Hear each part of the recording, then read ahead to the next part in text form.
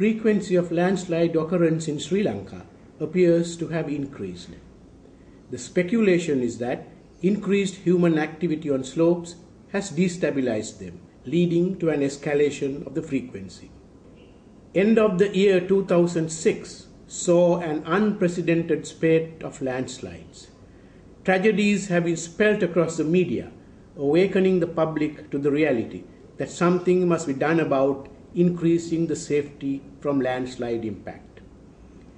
Even before this time, the Disaster Management Center under the Ministry of Disaster Management and Human Rights in the country, in collaboration with UNDP and ISDR, had formulated a pilot project for early warning of landslides. Using 5 locations of high vulnerability, the project installed automatic rain gauges to feed data to a near real-time dynamic model for landslide forecasting. 3 scientists from the National Building Research Organization, NBRO, were trained at ITC Netherlands to develop the model in Sri Lanka. This would allow the possibility of landslide forecasting and early warning based on the data inputs from the installed rain gauges.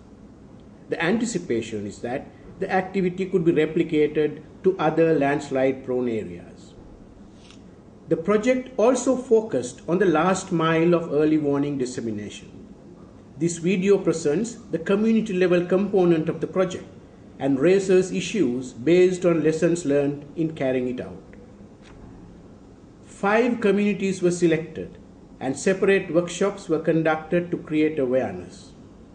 The participants included stakeholders for implementation, such as the religious dignitaries, community members, the Glama Niladhari or the community-level administrative officer, members of police, Samurdhi officers or community-level officers of the poverty alleviation endeavour, and other relevant officers attached to the divisional secretariat.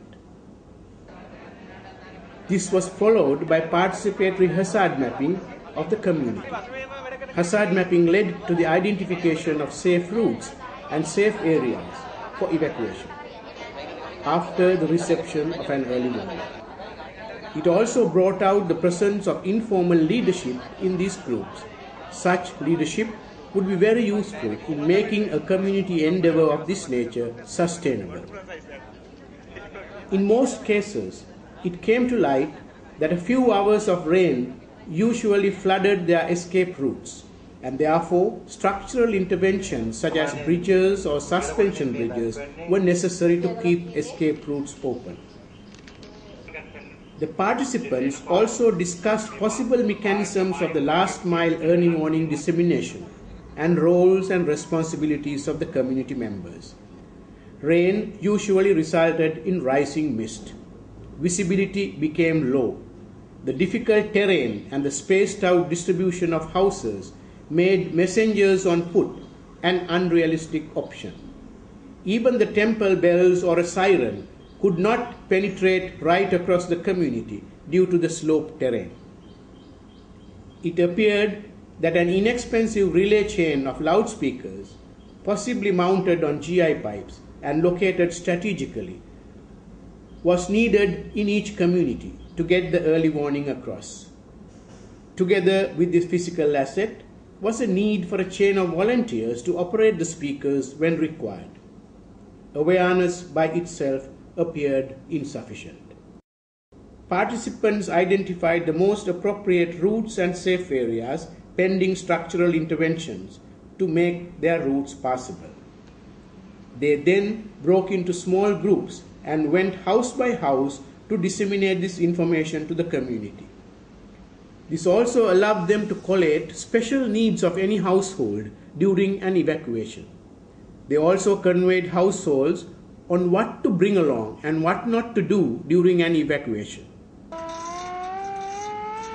A siren issued the early warning signal and people responded.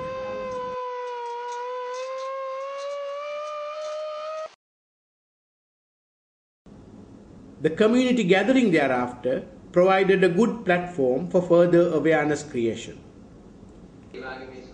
Participants were also given a clear understanding of signals of an impending landslides.